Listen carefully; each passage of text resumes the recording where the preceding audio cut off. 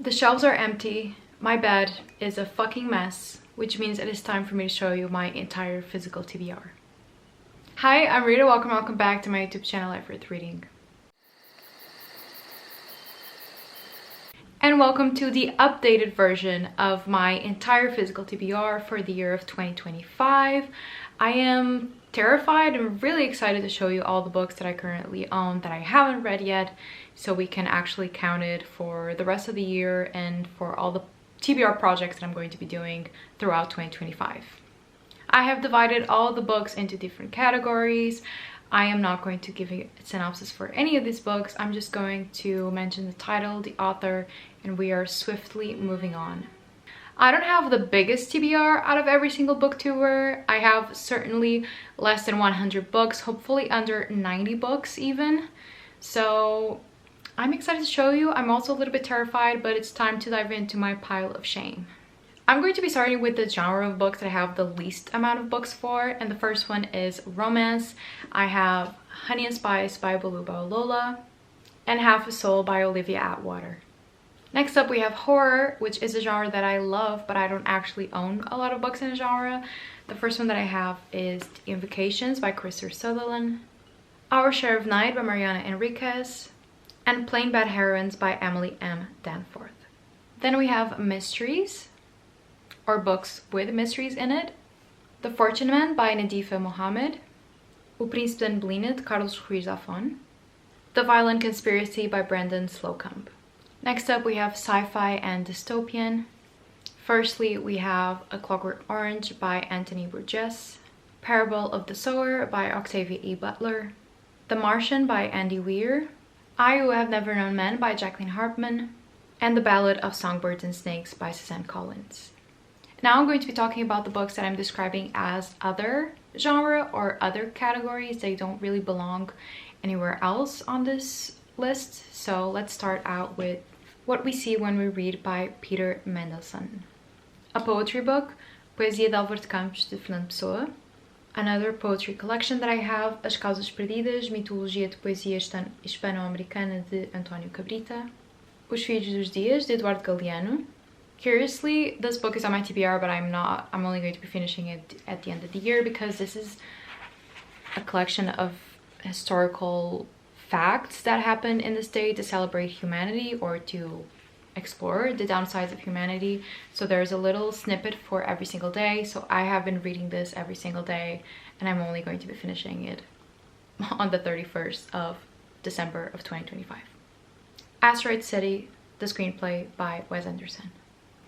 Diving into my nonfiction, which I have an absolute load of, and I definitely want to read more in 2025, so I have accumulated a few.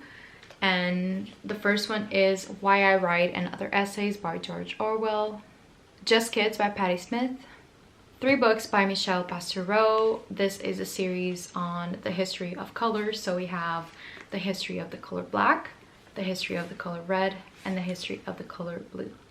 Then we have History of the Mirror by Sabine Melchior, I Know Why the Caged Bird Sings by Maya Angelou, The Practice of the Wild by Gary Snyder, Scorched Earth, Beyond the Digital Age and the Post-Capitalist World by Jonathan Crary, Mary Shelley, a biography by Kathy Bernheim, The Holocaust Industry, Reflections on the Exploitation of Jewish Suffering by Norman G. Finkelstein, Mutual Aid, A Factor of Evolution by Piotr Kropotkin, Rita Lee, an autobiography by Rita Lee, and The Artist's Way by Julie Cameron. Next, let's go to fantasy, which is one of the genres that I own the most books from. The Warm Hands of Ghosts by Catherine Arden, Stranger Dreamer by Laini Taylor, Ship of Magic by Robin Hobb, The Dragon Republic by R.F. Kuang, The Invisible Life of Addie LaRue by Victoria E. Schwab, The Mistborn Trilogy with The Final Empire by Brandon Sanderson, The Well of Ascension, and The Hero of the Ages. The Once and Future Witches by Alex E. Harrow, Her Majesty's Royal Coven by Juno Dawson, The Bear and the Nightingale by Catherine Arden, Tress of the Emerald Sea by Brandon Sanderson, which I am currently reading, Hollowpox: A Hunt for Morgan Crow by Jessica Townsend. And though I have read this book before, I am counting it because I do want to reread and now I own it physically, and that is Legendborn by Tracy Deonn. Let's go to my classics next. Anna Karenina by Leo Tolstoy, Frankenstein by Mary Shelley, A Cidade e as Serras de Essa de Queiroz, Uma Abelha na Chuva de Carlos Oliveira, Laços de Família de Clarice Lispector, Pride and Prejudice by Jane Austen, Jacob's Room by Virginia Woolf, A Room with a View by E.M. Forster, more of a modern classic but The Mountain Lion by Jean Stafford, Stoner by John Williams, and this Mark Twain collection that has The Adventures of Tom Sawyer, The Prince and the Pauper, The Adventures of Huckleberry Finn, A Connecticut Yankee in King Arthur's Court, and The Tragedy of Pudd'nhead Wilson. Then we have general or contemporary fiction. Cão no Meio do Caminho, de Isabella Figueiredo. Welcome to the Iandang Bookshop by Huang Bo Rum. The Man Who Fell in Love with the Moon by Tom Spanbauer. Trust Exercise by Susan Choi. Lotte by Shala von Reinhold. The Season of Shadow by Leonora Miano. A Little Luck by Claudia Pinheiro. Private Rights by Julia Armfield. A Wild Cheap Chase by Haruki Murakami. A Arte de Driblar Destinos de Celso Costa. True Biz by Sarah Novick. Rainbow Milk by Paul Mendes. Little Fires Everywhere by Celeste Ng. Tiger by Polly Clark. Everything Sad is Untrue by Daniel Nieri. Remarkably Bright Creatures by Shelby Van Pelt. And The Volcano Lover by Susan Sontag. And finally, my biggest category that I did not realize was my biggest category, we have historical fiction. The Island of Missing Trees by Elif Shafak. Burial Rites by Hannah Kent. Hamnet by Maggie O'Farrell. Shadow Play by Joseph O'Connor. Conjure Women by Afia Atakora. Great Circle by Maggie Sheepstead. Pachinko by Minjin Lee. The Marriage Portrait by Maggie O'Farrell. Deacon King Kong by James McBride. The Nickel Boys by Colson Whitehead. The Fountains of Silence by Ruta Sepetys. Peach Blossom Spring by Melissa Fu. The Stolen Bicycle by Yu Ming Yi. The Piano Tuner by Daniel Mason. The Labyrinth of Spirits by Carlos Ruiz Zafón. Swimming Back to Trout River by Linda Rui Fang. The Stray Cats of Holmes by Evan Ure.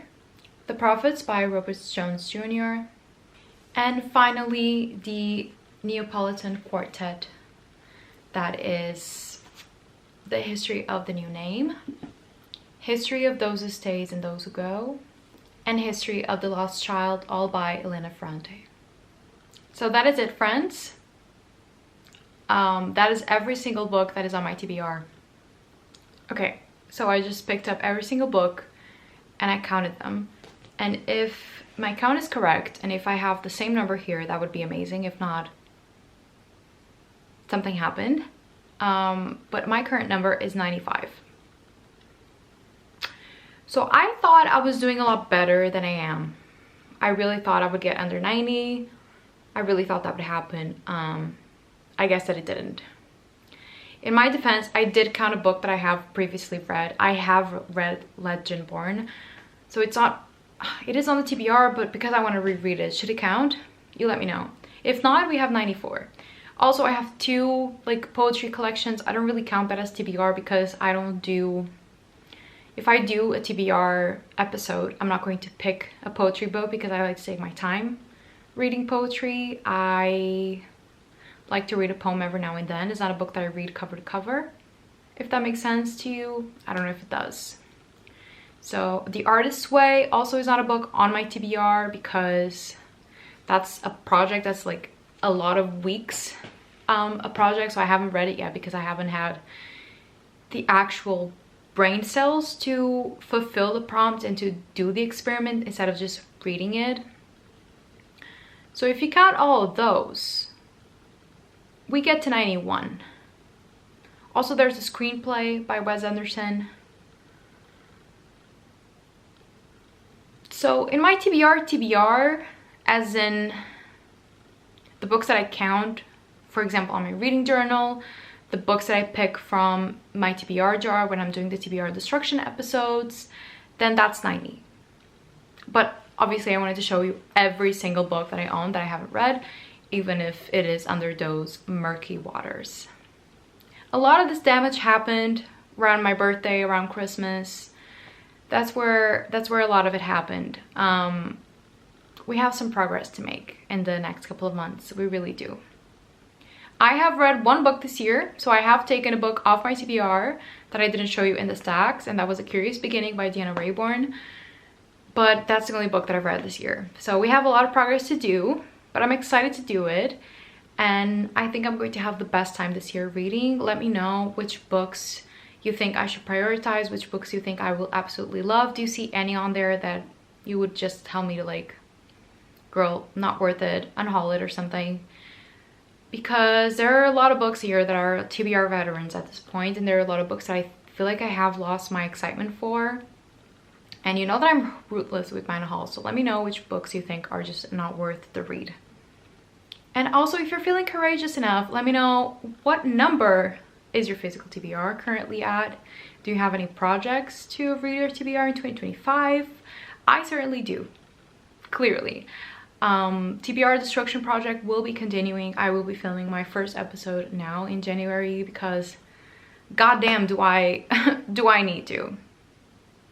I'm also on a little book buying ban. It's never official, but with the amount of books I have, I currently feel very overwhelmed, if I'm being really honest, and I just don't really feel like buying books at the moment, which I am enjoying that feeling for as long as I can. The feeling of not wanting to buy new books. I'm going to enjoy that, truly. In any case, I hope that you did enjoy watching this video. I'm sorry if it's a little bit drawn out, if it's a little long. I personally love watching TBR videos or like showing people my physical TBR. But again, if it was a little long, I'm sorry about that. In any case, if you did enjoy watching this video, please give it a thumbs up and subscribe to my channel for more bookish content. And I'll see you in my next video. I hope you have a nice day, and always remember that life is worth reading.